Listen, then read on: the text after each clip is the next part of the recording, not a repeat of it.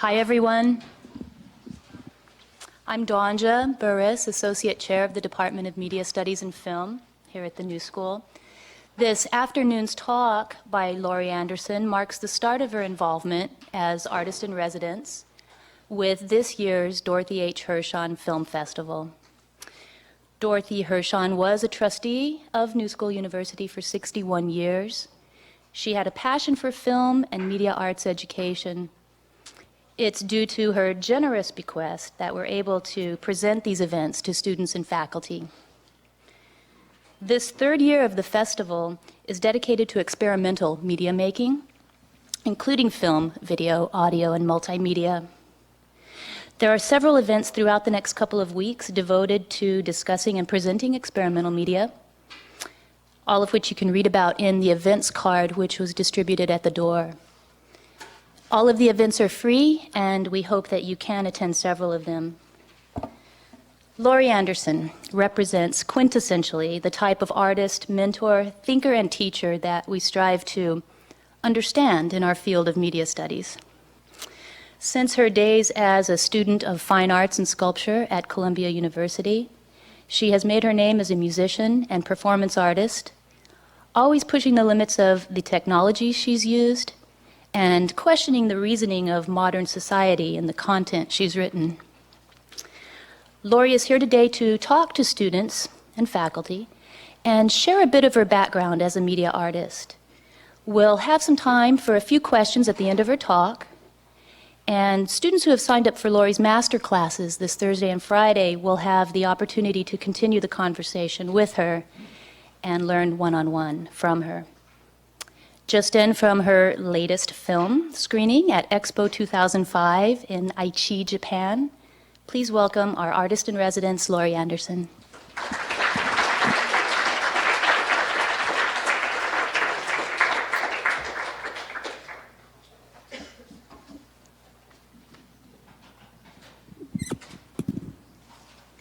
Thank you very much, and thanks for coming. And I am going to talk about a few things, and hopefully I'm going to leave enough time to open things up at the end, because I'm very curious about what's on your mind, and we can go from there.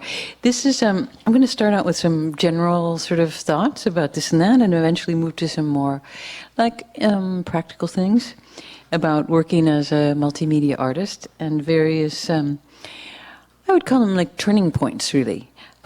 How I got started in working outside the art world as an artist, and also about a little bit about how politics and social issues became a big part of my own work, as well as what it's like to have worked in a lot of big different sort of types of systems.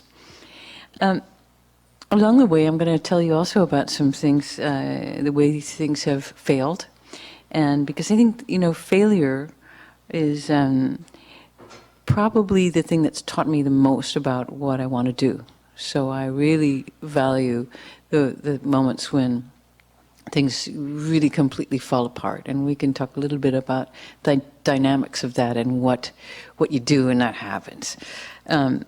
Also, I'd like to say a few things specifically about how I've been working with various spaces, kind of real spaces and imaginary spaces. And I'll start this off, this little talk, with this idea of space. Since my start as an artist was painter turned sculptor, and by space, though, in this case, I mean actually really something more, a lot more concrete. And I actually mean place rather than space. And recently I realized that almost every performance that I've ever done has started that way. You know, I live by the Hudson River, or I live in New York City, or just, it's a starting point for me, looking around and not space in general, but where we are this exact moment. So I'll be talking about what that idea, that starting point has meant to me as an artist, and what your next step is after that. But every time I make something, I begin with a kind of diagram, or a map, or a big chart of some sort of imaginary architecture, maybe, and then try to see how the various stories and images that I'm working with are going to fit into this structure. But I should also say that today I'm going to be talking about how I do things, not so much what they are, and definitely not why. I'm hoping that as the week progresses, I can move towards the why. I mean, I don't know what you think about the why of what you're doing. I mean, why are you doing this?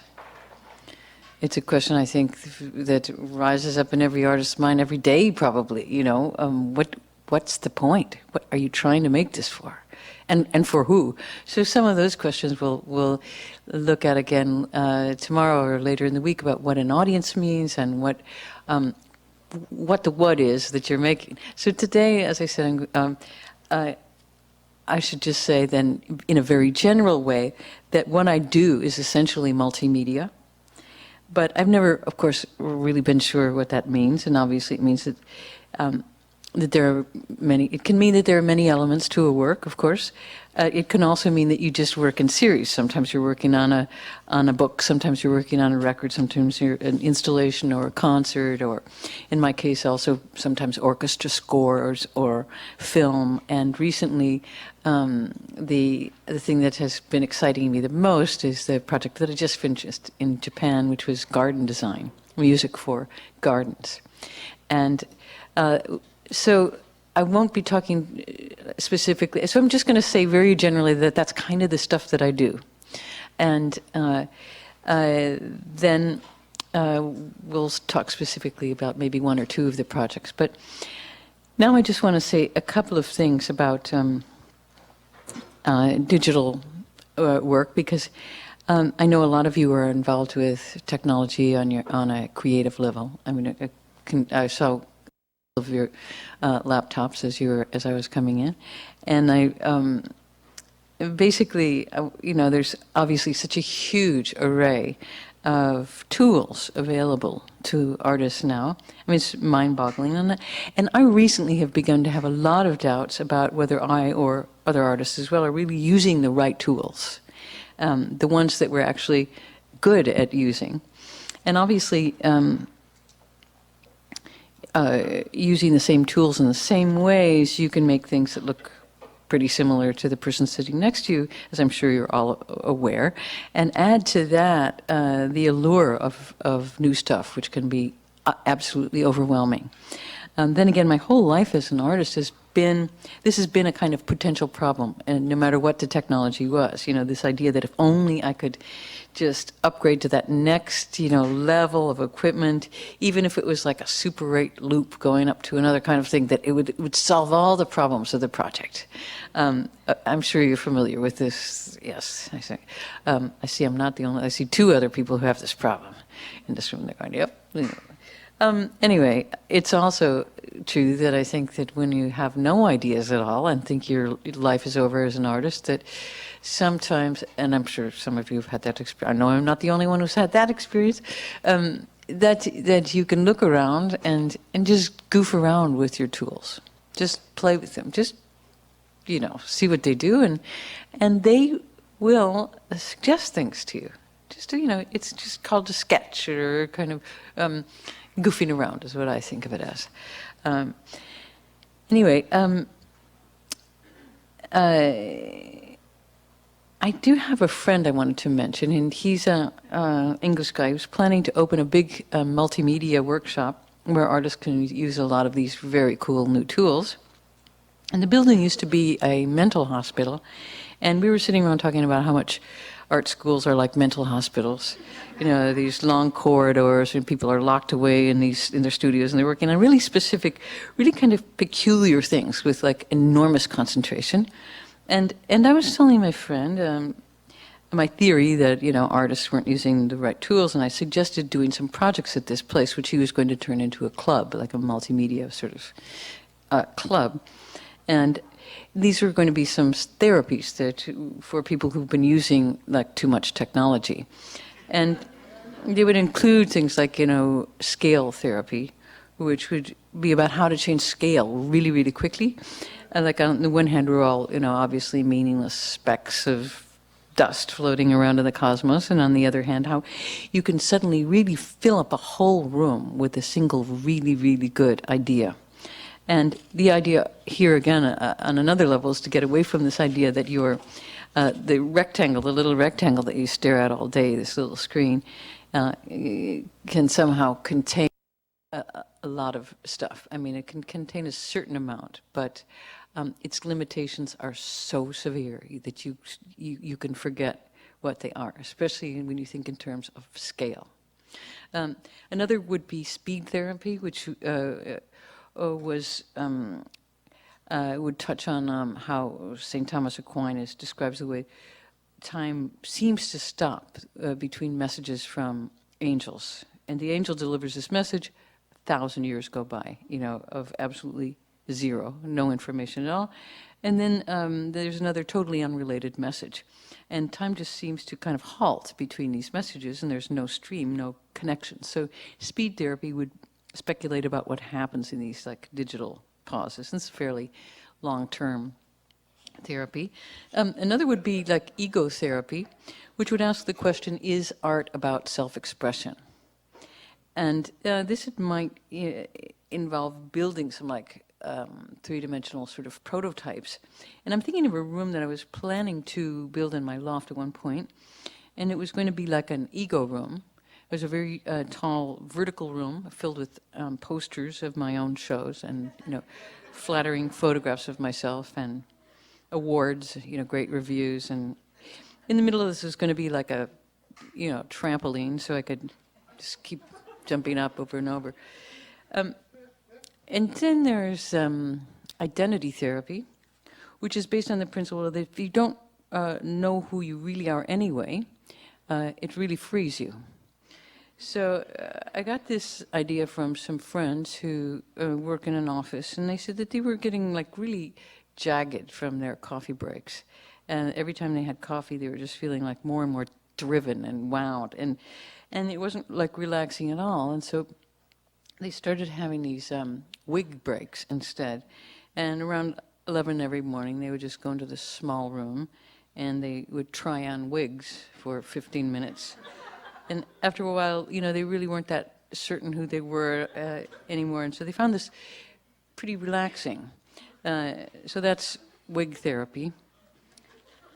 And then there's the related sheep therapy, which involves cloning yourself in a kind of, mass production process until there's just so many of you that the original has no meaning whatsoever. So sheep therapy would look at, like genetics from the point of view of legal and moral responsibilities to your copies. Then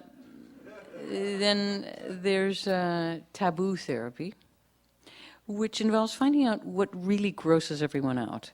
And then starting with a recent controversy that came up in an alternative art space, it turns out that people on this scene, which is sponsored performances from, live scarification to bloody urine soakings, they were really offended by a recent very graphic performance featuring old people having sex. So if you can find out what really scares people, you might also find out what they like and what they might value.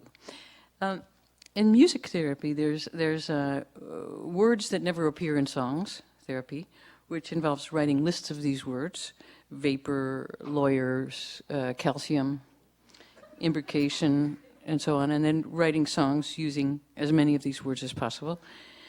And last, there's sleep therapy, which means you just lose consciousness in various ways for about a year.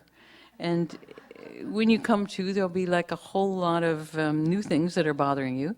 And your old problems will seem like really trivial, stupid, in comparison to the new ones. I mentioned another specific place, and since I've been talking about schools and this kind of mental hospital model, I'm going to talk about one other place specifically, which is a prison. And it's about a project that I did that involved a collaboration between a prison and an art museum. And this was a project from a few years ago And it began when I was going through some old papers, and I was trying to make an archive of my work for a book that was going to be coming out. And I came across several pages of what appeared to be actual typewriting that had been reproduced through some kind of mimeograph or offset printing process. Or anyway, one of these old duplication processes you just don't see anymore. Now that even personal letters, are spell checked and, have these perfect margin problems all solved. Anyway, on these pages is a very long list of tips and warnings of some kind. And the first one that I happened to read was, always remember that your client is mentally ill. And I thought, where did this thing come from? I mean, why do I have this? And at the same time, I'm thinking, this is a pretty handy tip. Maybe I should always remember your client is mentally ill engraved on some things. So, I could put them on my desk next to, like, the phone especially. But, how when you write your career resume, and you try to list all the things you've done in your professional life or your student life, your academic life or whatever, this version becomes your official life, and it seems like, nothing else ever really happened to you. But as I was looking at this paper, I suddenly remember that a really long time ago, as an art student, I had taught poetry at Rikers Island, a holding prison in New York, for mentally ill prisoners, and that this list was a kind of directive from the prison staff about how visiting artists should dress and act. Now, these were the days when a lot of people believed, believe it or not, that individual actions could change the world. And I wasn't the only one operating under that assumption, really. Insane as it might sound at the moment, but there were lots of people who thought that. And we believed that we could do things like stop a huge war and basically reinvent culture totally from the ground up as we knew it. We actually did think that. Now, sometimes when I talk to artists who are just starting out and I listen to their ambitions and to their goals, the things that are really driving them to make things, and they start talking sometimes a kind of techno language, or they use words like reify, and I find myself getting very self-righteous, and going on and on about how art used to be about politics and social issues and really important things. And I have to say that in the end, trying to change the world was just pretty damn exhausting. And anyway, of course, it didn't really actually work. Especially the way we thought it was going to work. But looking at this list of tips that from the prison reminded me, first of all, how loud it was in that prison. And everybody was talking at once. It was like total chaos and really serious noise, just a serious noise level. And noise that you could never, ever shut out, no matter what kind of ways you tried.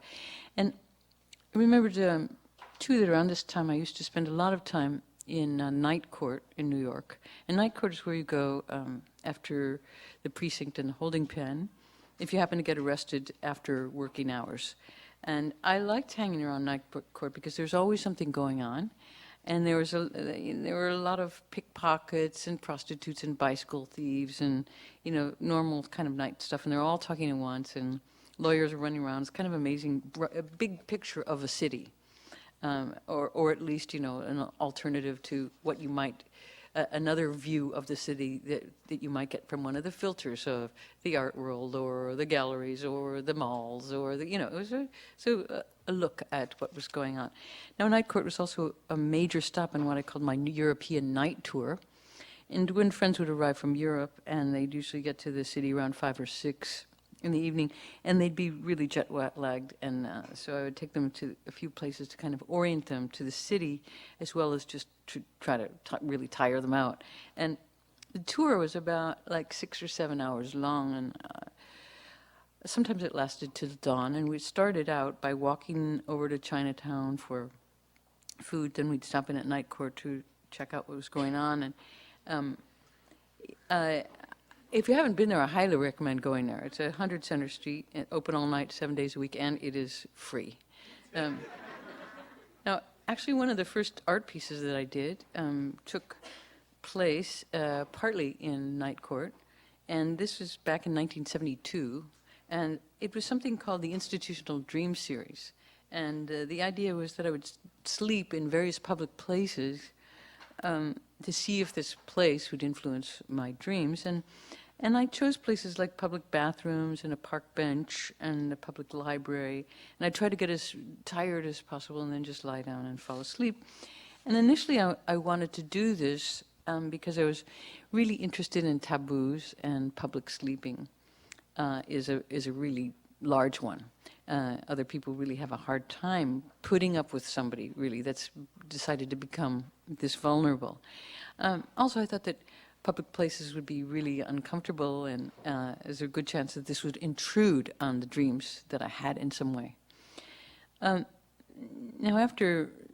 and later I want to talk about some of your ideas of relationships between your sleeping and waking states and how they might influence what's going on with your work. But anyway, after sleeping in about 10 places, I'd have to say the results were very, inconclusive. I mean, often I would just have the most fleeting dreams, and they were interrupted in Night Court. Every time I'd fall into this light sleep, the guards would come and punch you awake. And,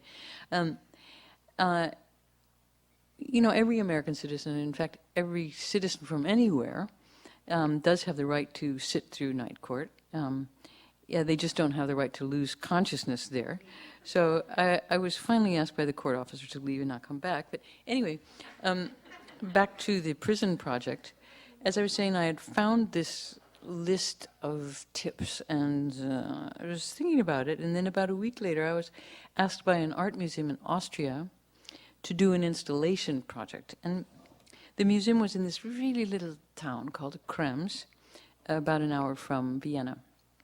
And so I went to check it out, and Krems is this sort of perfect little Austrian town on the Danube, filled with medieval churches and these elegant onion-domed towers and spires. And the Kunsthalle there is connected to a 12th century church where they do a lot of their larger exhibitions now. And this building was a church for about 600 years. And since then, it's been used for a variety of different things, like a kind of a flop house for pilgrims and indigents, and then a convent, and then it was an all-purpose kind of cultural institution. So it's this huge structure and very resonant acoustics, like this really, really long delays. And so the museum project that I proposed, the museum wanted me to design some sort of sound installation, whatever I wanted, especially for this particular space with its resonance. And at first I was trying to figure out how to get the church to kind of talk, to make something about language that was going up, and I had done several projects that involved language and architecture, and some that involved just pitch. Now, one of the projects I did in the 70s was in a Benedictine convent. I'd been asked to do something there because they had read somewhere that I was an artist who deals with the spiritual issues of our time, undoubtedly a blurb I'd written myself. And when I got there, I saw that the nuns were really, they were sort of really gruff farmers. They were out hoeing the weeds and the corn, and their voices were really hearty, hello, welcome, and they were like that, except when they prayed, and that's when their voices rose way up, and they were small girls, please, oh Lord. And so I did a kind of seminar how pitch is related to, what you're saying, and how words become the singing. For example, you always know when a friend is going to ask for a loan because, the voice goes, do you think I could possibly, borrow some, anyway, but back to Austria, every day I would walk around this little town, and the weird thing about this place was that right in the middle of town there was this huge maximum security prison, and tall gray walls and these enormous guard towers.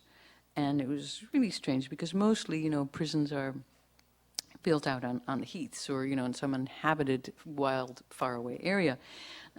So I'm looking around the town and thinking about what to do, and I climbed to the top of the bell tower of this church to try to get a better view of the way the town was kind of laid out, just a bigger picture. And I was up there in the belfry, and I suddenly realized that I could look directly over at the guy who with this machine gun in the guard tower, and then directly down into the prison yard from the bell tower. So I proposed making this thing for the church, for the cultural institution called Life, and it would work like this. We'd make a three-dimensional life-size cast of one of the prisoners and place it in the apse of the church, and then using a live video feed, the image of the prisoner would be projected from the prison to the church. So the video signal would travel in a straight line from the prison up the guard tower, across the street to the church, down the bell tower into the apse, and finally mapping onto this three-dimensional cast. So you could walk up to this three-dimensional image and touch it, and it would be something that was kind of there and not there. As it was a one-way system from that point of view. And I wrote some things for the curators about why I wanted to do this, about my interest in telepresence and how cameras are changing different attitudes towards particularly the human body.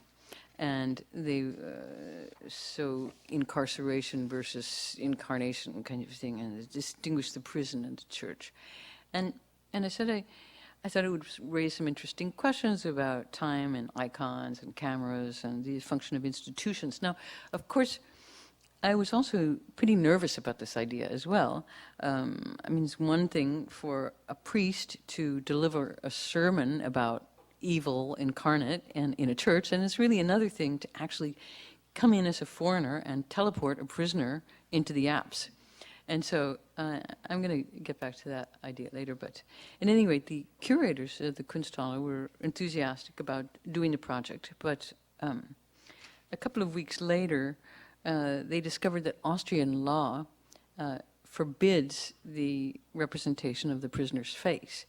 So once they're in prison, they're erased, and that's a big part of the punishment. And I decided that without the face, the projection would be pointless. Live from the collar down, that's just not that gripping. Humans have eyes, or in a way they aren't really there. So I dropped this idea. Now, then a couple of weeks later, the Whitney Museum in New York asked me to do a project, and so I proposed another version of Life that would be done in collaboration with Sing Sing Prison, and taking a live feed from the prison and putting it in the museum.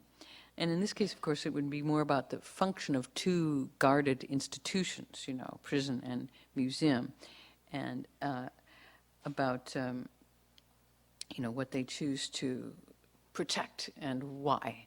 And the Whitney seemed, really like the perfect place, since it already looks kind of like a giant prison with this moat and these big forbidding walls, and this tiny windows that look like made for machine guns to pick off the people walking up and down Madison. So here's the way it would work. You'd come into a room in the museum, and in the corner there's a man sitting in a chair, and above the door there's a large projection of this word Life, and next to this there's a red record light. So you enter the room and you see that this picture is actually a projection onto this cast, and the image would be generated by a live video feed from Sing Sing using a satellite feed or a bunch of multiplexed, high-speed lines. But in the prison, the record area would be identical to the setup in the museum, and a camera is focused on this seated prisoner. And a second video feed from the museum would allow the prisoner to adjust his position to map his image onto this three-dimensional cast. Now, because it would be physically difficult for the prisoner to maintain a really fixed position for longer than, let's say, 15 consecutive minutes, the real time part of Life would be intermittent. It would be indicated by the red light at the entrance, and the rest of the time the signal would switch back to playback, so back from live to playback. Anyway, back to the projects, the curator and I went to Sing Sing to propose this life project, and we sort of expected to have about, a 3-minute meeting with the wardens, something like, let's see, you want to come in with cameras and make a plaster cast of one of our prisoners and project them via satellite down to the museum. It's been fascinating chatting with you. Anyway, instead, they were actually really enthusiastic. And they spent several hours with us discussing the idea. And I mean, it was really surprising that and it reminded me that it's always worth a try. Always worth a try. All they can do is say that's stupid, and so what, Anyway, they said that they would send their special events coordinator down from Albany to discuss it with us, and it started to look very, possible. And meanwhile, the curators in Krems, though, had gone to Vienna, and they'd talked to the head of the Justice Department, and they had given us special permission to do this project. So, when you get an idea for a project and mostly you expect it to be rejected, you can really make it as crazy as you want. It's because you're very free, because it's not going to get done anyway, and then when it looks like it might be possible, that's when you start looking at it in a much more critical light. Like why would I really do that? Now that I really am going to do it. Anyway, another sort of uncomfortable feature of the Life Project is that much of its energy is derived from voyeurism, which is something that drives a lot of things in the United States. And one of our favorite forms of entertainment, theater, of course, is live court TV, or else watching various trials.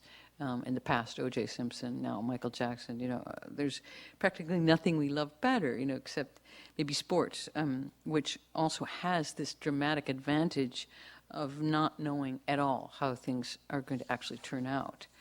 Now, the other thing that interests me about prisons is the huge role that they play in the economy. Prisons are a very big business in the United States now, and many of them are privately owned. You can become an investor and a profit participant in the design and construction and maintenance and stocking of these places. Now that over 2 million people are in prison in this country, this can be very, very big business on many levels. Now, eventually, the Whitney Museum was unable to do this project, but I was describing it to a curator here, a kind of friend of mine and super producer, a guy named Germano Cilant, who I'd worked with a long time ago in Italy. And I told him about it, and in being a man of action, and he called the next day and I said, I've located prison and cultural institution. It was some kind of fax, actually. And he had found this place in Milan to do the project. It was at the Prada Foundation. And so what happened was we went to the local prison there, and a huge operation with really actually a panopticon in it. The whole Jeremy Bentham all-seeing eye of justice and correction, and met with these prisoners, and I was supposed to pick the person I was going to collaborate with. And this was very important to me because I didn't want to obviously exploit someone. Okay, you'll sit here and I'll sign my name to your face and body, and that will be my artwork. I mean, it's very creepy in a lot of ways. So I thought, I really want to work on this in a way with someone who will be interested in collaborating. And so we went into this prison, and there were probably 25 guys who came to this meeting about who would like to work on this project called Life with this American artist. And it was an interesting meeting because everybody there, first of all, is wearing Armani, head to toe. Well, not toe, actually. You look down at their feet, and they're wearing slippers. They're not going anywhere, anytime soon. And they're all quoting, Greek and Latin. They're very clever. These are kind of CEO type guys who just, they got caught. And So they put on plays there. They cook there.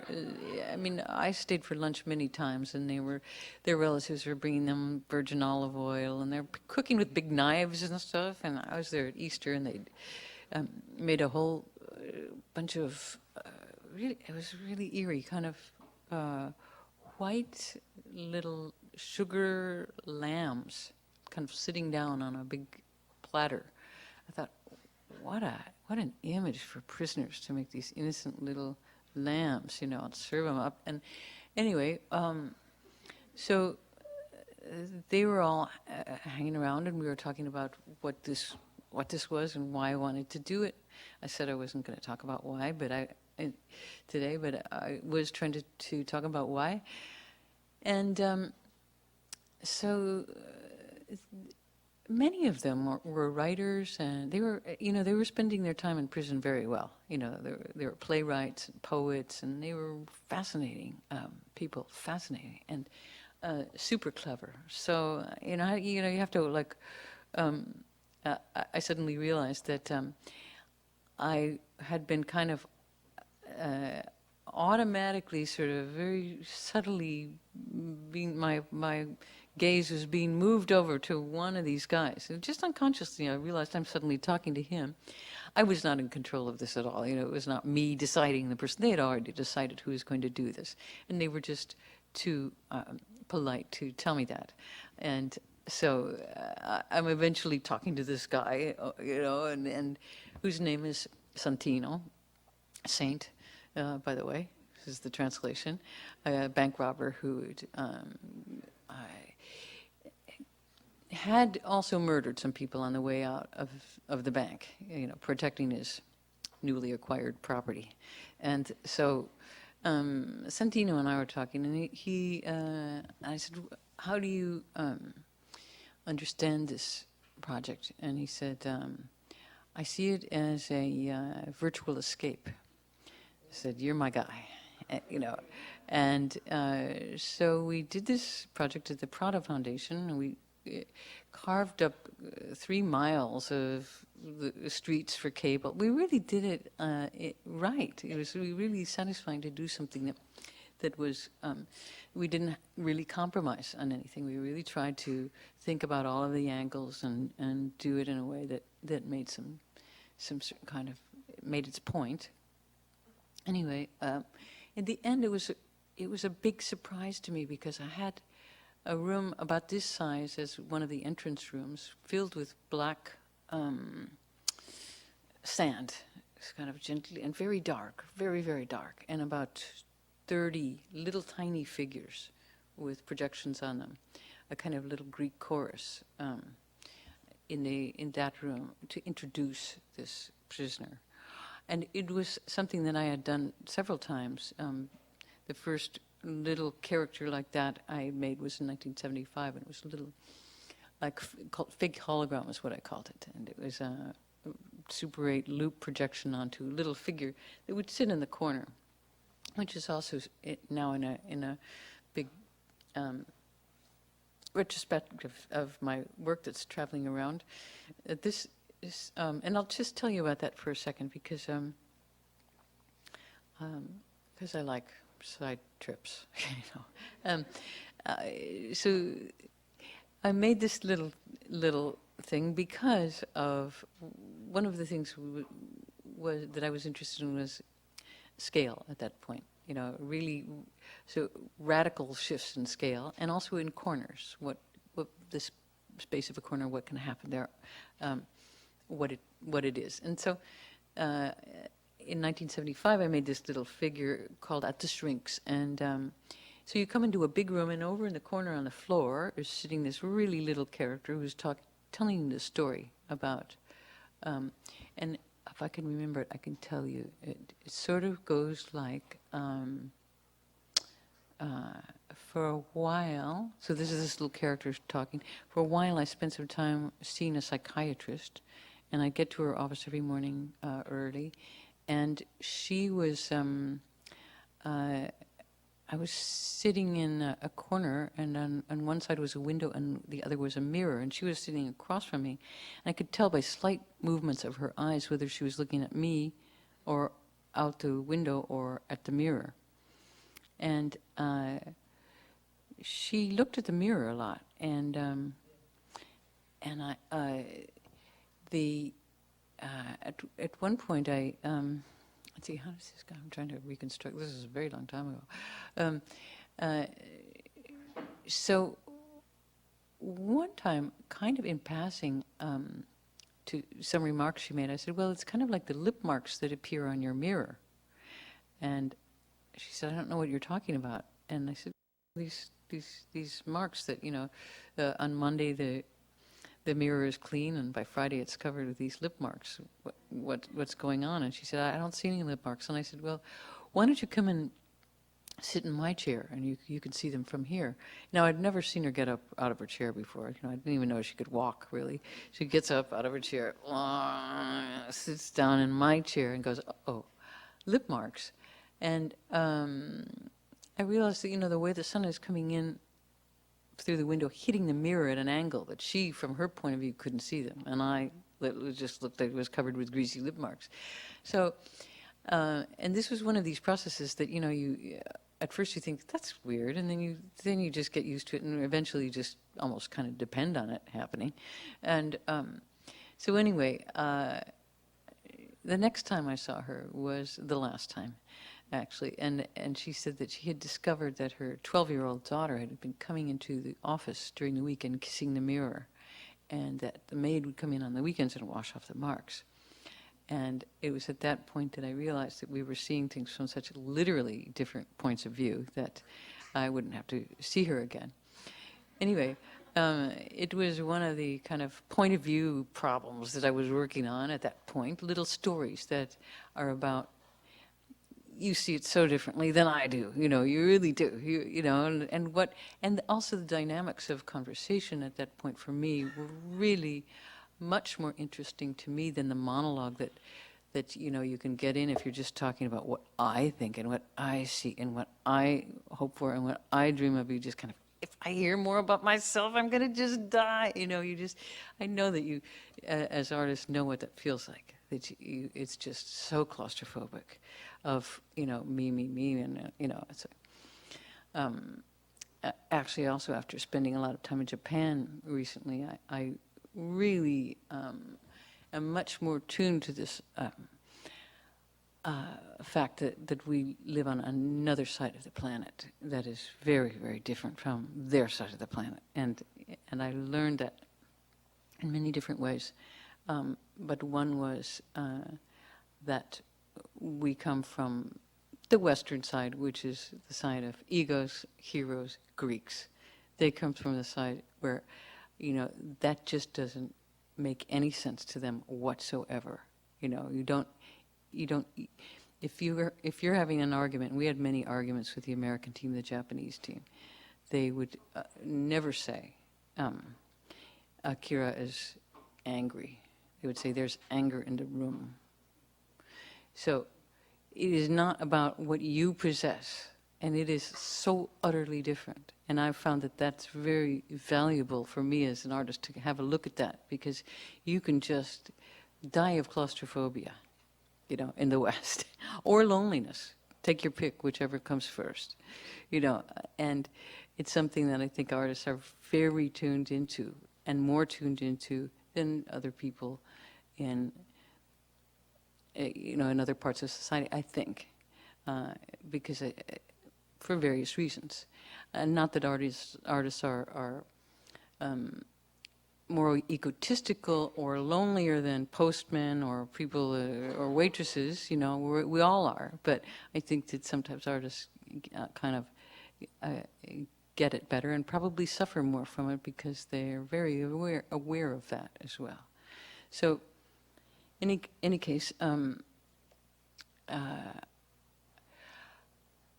there's a Greek chorus in this room in Milan. We're back in Milan. What time is it? Oh, I have to stop I was going to say so many other things. I'm going to quickly go super fast forward. So there's this Greek chorus in this room, and they're talking about value and time and what, sort of serving time in a way, using little parables to talk about time and money. For example, here's one. One of them is telling the story of a short form of a Borges story about Alexander the Great. And the story is Alexander the Great didn't die in the Battle of Macedon like you think he did, supposedly. Instead, he was captured by a group of yellow men and forced to fight for them, because they saw eventually what a great athlete and warrior and he was. And they decided to pay this guy who was their slave after 30 years. So 30 years after, fighting for these guys, he gets paid. And he gets paid and he looks at the coin, and on the coin is his own picture. And he says, this is from the time when I was Alexander the Great. So many of images of time and money and translation and value were what this Greek chorus was singing about.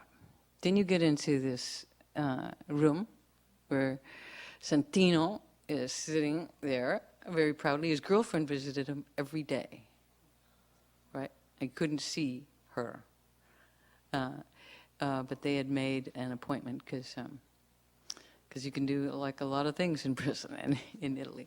But what shocked me about it was that it was not at all what I had thought. It was almost like seeing somebody who is judging you, and the best image might be of someone also who's not very aware of you. Best example might be a little kid and a father who's can't hear you at all and is judging you, and you go, "Are you there?" And is absolutely unchanging, and you can't change their opinion. They don't even see you, but they somehow have this power. So that's what he looked like sitting there in this corner. I was really amazed to see this transformation from prisoner to judge, and it was one of the big surprises of this project. I had no idea that it would be like that. So there's some other things about that, but I'm going to skip along and talk about a couple of, because I said I would, some turning points very briefly, because I know that you as artists, that is sometimes on your mind as well. And these were things, points in my own, this how version of some of my work, of how I tried to work in and around, like, let's say, the art world, whatever that is. The first was in the mid-'70s, when I was doing a lot of little performances, and they were really, just in lofts, and eventually, if you do this for a while, you realize I'm performing for the same 100 people. What am I going to do about this? There's no other, where's the scene, And so I thought, could be Europe. So I wrote I wrote about 500 letters to European art centers saying, I'm planning a European tour in the fall, and would you like to be included in it? I had no European tour at all, Like maybe 3 people wrote back out of 500 and said, yes, we'd like to be included in your tour. And so I just made a tour, put some stuff in black boxes, some slide projectors, little film projector, violin, some stuff, electronics, little homemade things, and went off and did these performances in art spaces and different, and there were a lot of scenes that I wasn't aware of. There were a lot of scenes in Berlin and all sorts of places, and so I would just. One of the things I learned from that is don't sit around and wait for people to ask you to do something. They're just not going to ask you. You might get really lucky and somebody sort of asks you, but don't count on it. Take the initiative and decide what it is, what direction you'd like to go, and then go that way and make it up. Just invent it the way you would invent your work. So this how part is like, what do you do with this stuff? Where do you go with it? Well, what do you want? Do you want to travel? Do you want to? What kind of people do you think you want to talk to? What sort of life would you like to construct? Because it is construction. It's all an illusion anyway. It's all a fantasy anyway. So you might as well have one that's interesting to you. It's not real, none of it. So, might as well have a good time doing it, and it might as well be your illusion, as opposed to somebody else's illusion about, it's another thing, too, that especially young artists have come up, talked to me about, saying, I really don't think I could really call myself an artist or be one because, pressure from the parents and friends and so on.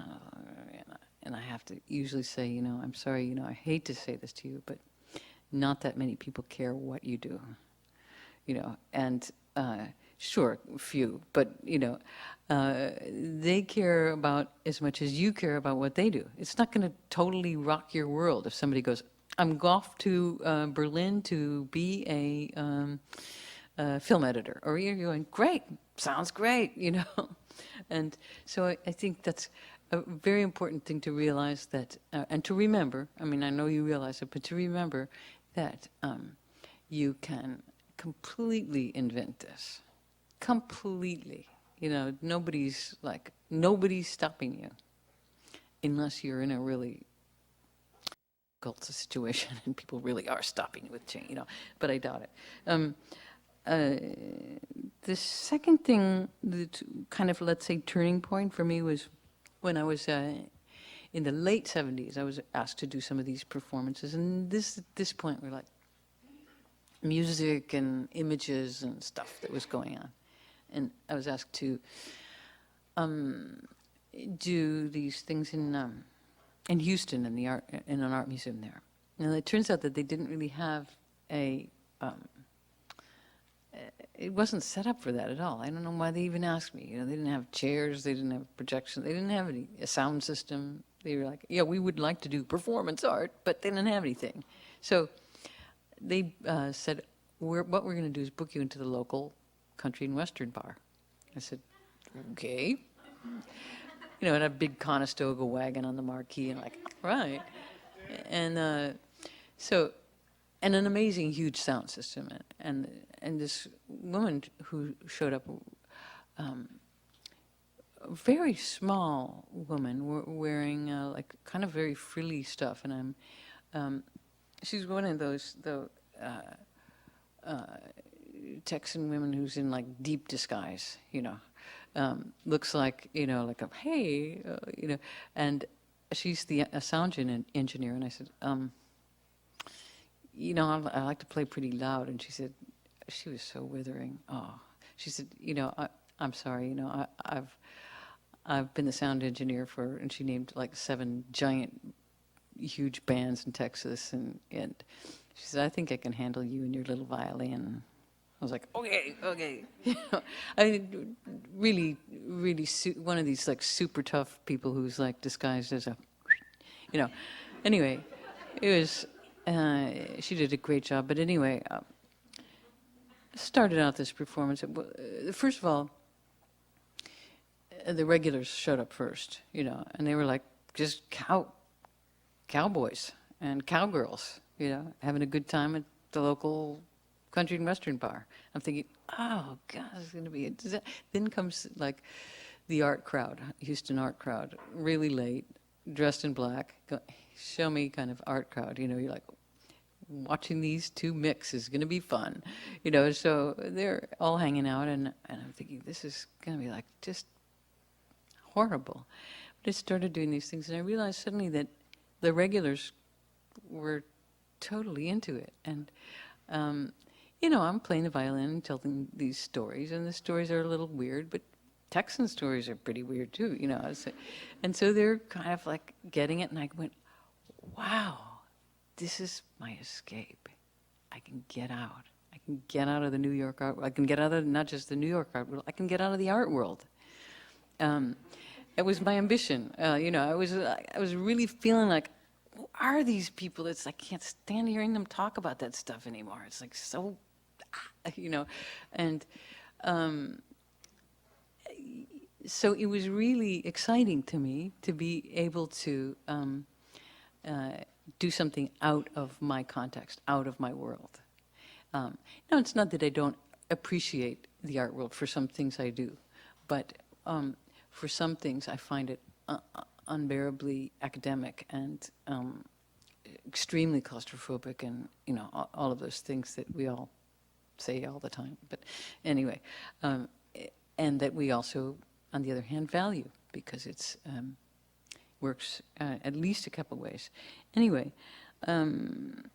The next sort of turning point for me was doing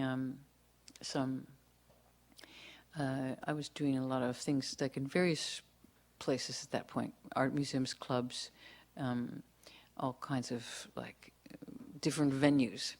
And it was, there were some people from the record companies that would say, you really should make a record. And I said, I'm an artist. And see, I would play both sides.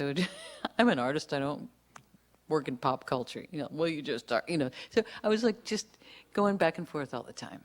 And that's also, I think a perfectly viable way to do things as well. Just jump around. You don't have to really decide that you're going to only work there or only work there. So I was kind of working.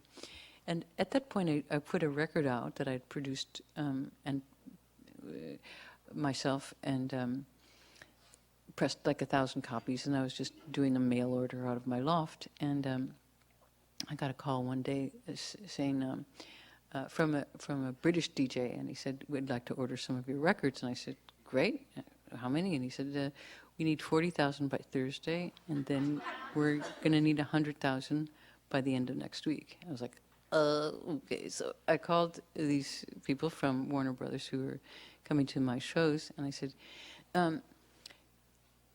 could you press some records for me?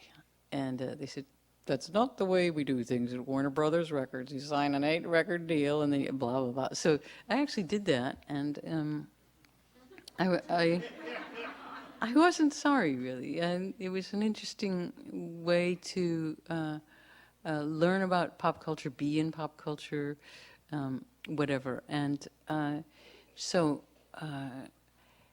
but I knew at the time to keep your sense of humor, because that's the way pop culture is. It's extremely fast moving, as is the art world. So what's interesting today will be really dull tomorrow. So, but at the same time, I got a chance to make a lot of records and, see the world from a different angle. The next point was, for me, was in the early 90s when I became very absorbed with politics and social issues, and there was a lot of things surrounding that, and I for a while really steered my work in that direction until I found that too was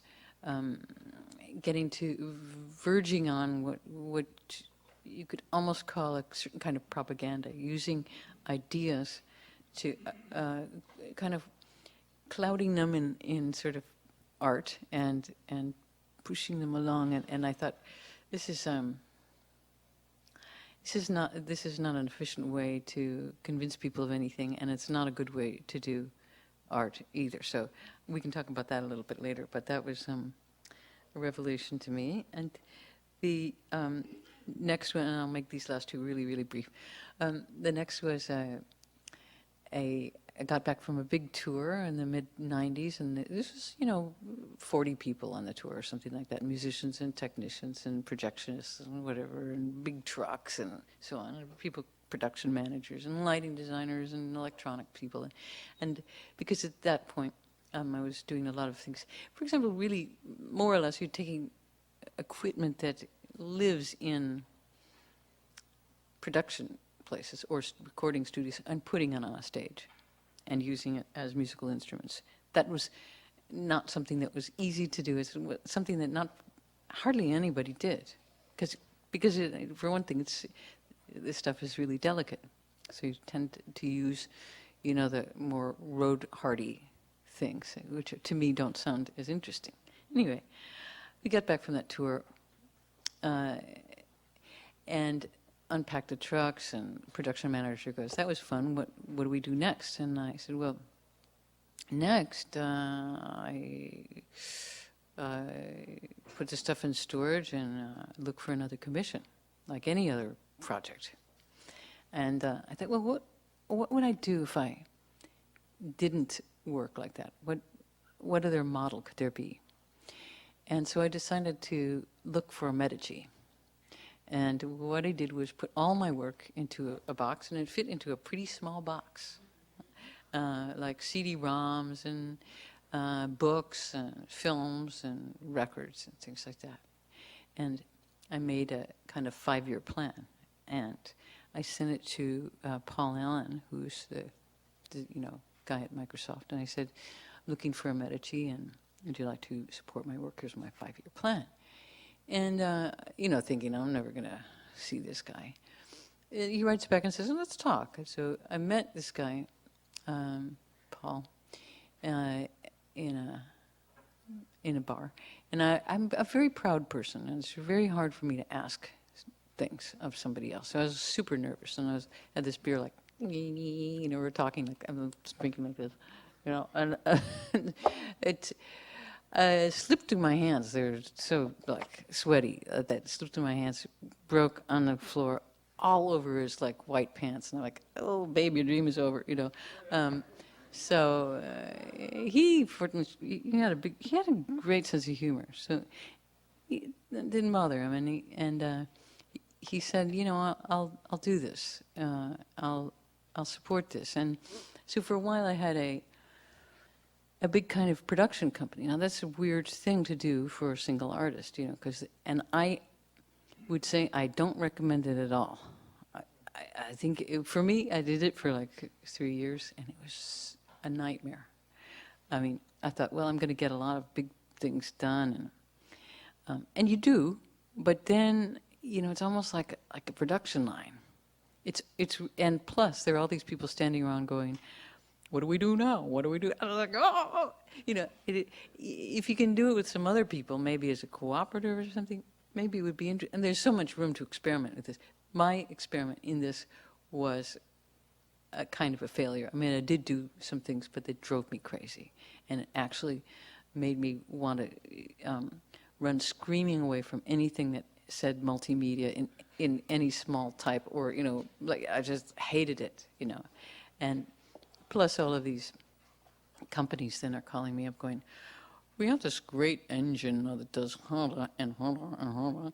The only problem is we just needed a little content." I was like, oh, because for me that's, I mean, I have to say that doesn't make any sense to me, that, not that there are any art rules, there certainly aren't, I wouldn't, but for my own self, as an artist, I think that successful art, as I see it, not as any rule, you can't separate those things, form and content. You can't, what are you going to say about the big blue painting? Which part is form and which part is the content? And why does it work on you like that? And what does it mean? And, and so, and all of the kind of translation that goes into this, as if it's supposed to be, have a meaning that can be expressed in words. I mean, we're people who are using sensuality and color and notes and things that are, one of my all-time favorite quotes is Steve Martin, a comedian, who said, talking about music is like dancing about architecture. A lot of things you just can't translate into, let's say, words, for example, what this thing means. You can kind of move around it sometimes, and it can be very helpful sometimes. But it's, again, it's, I think it's, kind of really deceptive to think that if you can't really say what it is in language, that it isn't really successful as a work of art. Anyway, that's much more than I was going to say. So I'm going to, in our last few minutes, I would like to. We're going to, I think Donja's going to, yes, going to moderate these questions. Open call? Yeah, why not? Laurie, most of the work you brought up to discuss about yourself had a feeling of not being seen, of trying to what you said, project an image. And instead of the five senses, the deprivation of not being seen. Can you tell me a little bit why that came about? Now that's why can be asked. Yes, I'm a voyeur, top of the list. I also, a lot of my life as an artist is in the opposite realm, in which I've put myself kind of center stage, put a light on myself and go, let me tell you some stories. So in a way, maybe this other stuff is an anecdote to that, of dealing with hiding. Although I think maybe the best place to hide is in a spotlight on a stage, in a lot of ways. You're far away from people, you have a lot of control over what people's perception are of you and what you're supposedly doing. So those are pluses. If you're into the hiding thing. I am very fascinated with the dynamics and possibilities of using the wrong sense to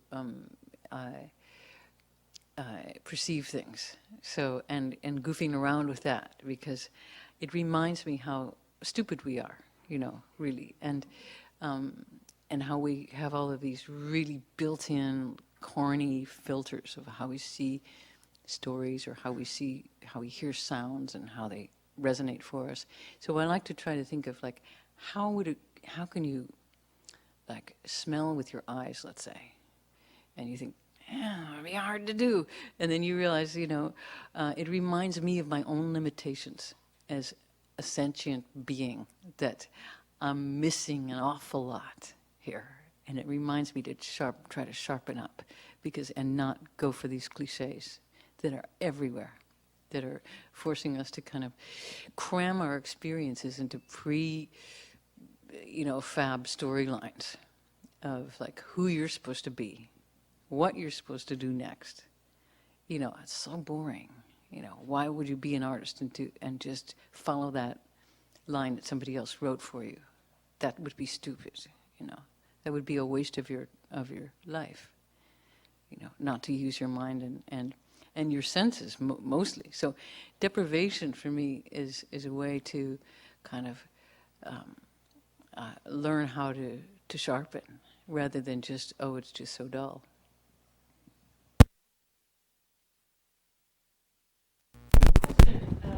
You were working with NASA recently, and what were the challenges that you found being an artist and dealing with bureaucracy? Well, Maybe coming from the outside it was easier, but what was that, the struggles there? Yeah. Well, first of all, NASA is so sprawling you can't even make a generalization about it. It's very hard to. Is that yours? You didn't. Oh, okay. No. That's a nice one. I think that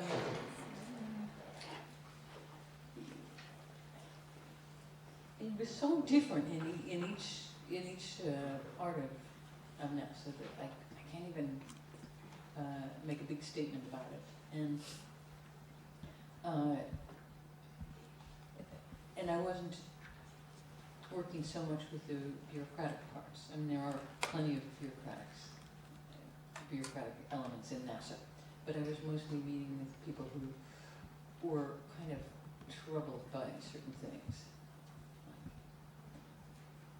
changing colors of stars, troubling things, which are, you know, making, in other words, like making images, color correcting the universe, really. That's what they're kind of. And so there are lots of interesting questions kind of revolving around that. So I got to avoid. I try to sneak around bureaucracy is really the answer to this. And when they asked me to be artist in residence, I didn't know what they were talking about, you know, and neither did they. And they'd never had one, and they, you know, when I asked them what you would do, they would go, I don't know, what do you think you should do? Oh, okay, thanks for the tips. And so I would just invent what to do, and you know, my invention was not to get tangled up into the bureaucracy. I'm sure there is one, and but I tried to seek out people who weren't tangled that way. You know, 'cause, what's that? Must have been a challenge. No, because you know there are many people who are working on their, you know, aspect of it, and maybe it's just the bureaucracy is so pervasive that nobody notices it.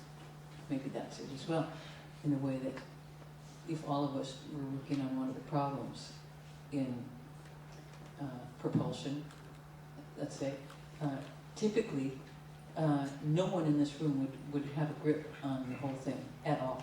There would be no one that would really understand how the whole thing was put together.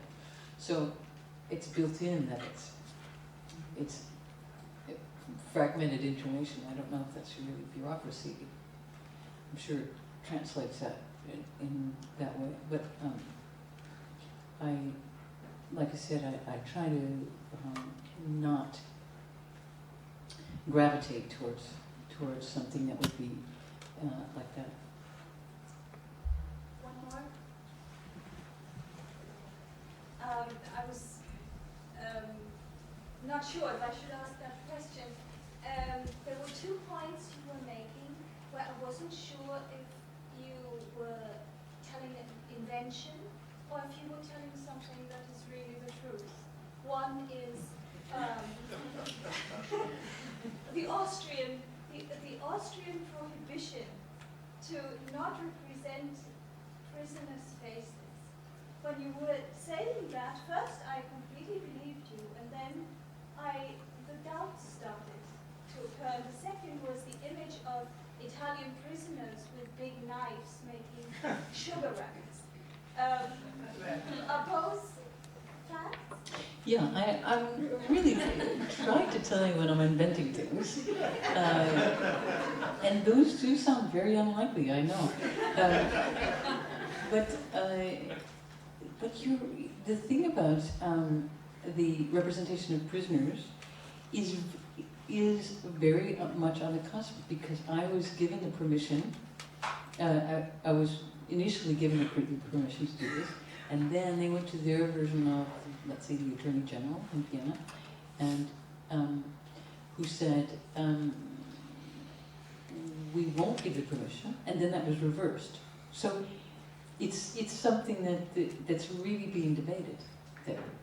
But the reason that I was unable to do it in the end was that by the time we'd gotten the funding together, the official position was non-representation of prisoners, because they hadn't really thought about it. There wasn't a lot of. They knew that if you had committed a crime and you were already in prison, that they would not allow photographers to come in and take your picture and put you in the newspaper. That was absolutely forbidden. So they extended that to no one for any reason could have their picture taken at all, by a relative, by no cameras in the prison at all. And then that was, but they weren't sure about video and live things, and it was an interesting debate that went on. It certainly raised a lot of questions, but in the end, that is I would say the summation is that it's not allowed, and it is considered part of the lack of privileges that you have as a prisoner in Austria. And the second, not only do they have knives, you know, they had all sorts of pounding elements, they had all sorts of stuff. They had, you know, wine bottles that they could crack open at any point and, you know, slice open the throats of their guards, but they didn't, you know, and there were never any breakouts. And I think they just know that they wouldn't get that far, and that they loved cooking. And they were very privileged people. You know, they were allowed to have their plays published and presented by actors who, some of who were prisoners, some of who weren't, and they were produced in the prison. It was a very, you know, it was as far, I mean, I'm sure there was a lot of unhappiness there, but when I was there, we were just constantly having a really great time. They were really, they spent the time reading. They were, you know, like, as I said, they had a beautiful and huge library, and their friends could bring them whatever they wanted. So, and they were in there for a long time, you know, for decades. It was not a short stay. So I think that was part of the, and also I saw it as really kind of enlightened. I mean, I don't think that depriving people makes them like better people when they come out. It makes people really angry and really sad to be beaten up by other people and so-called corrected. I don't think it works. So I'm all for a jolly prison where you're making sugar lamps. You know, I wish ours were, I wish we didn't have it, but since we do, I wish that they were done with more compassion and understanding that people will break when you do that to them. They won't. You're not going to fix them by punishing them. So, anyway, on that moralistic note.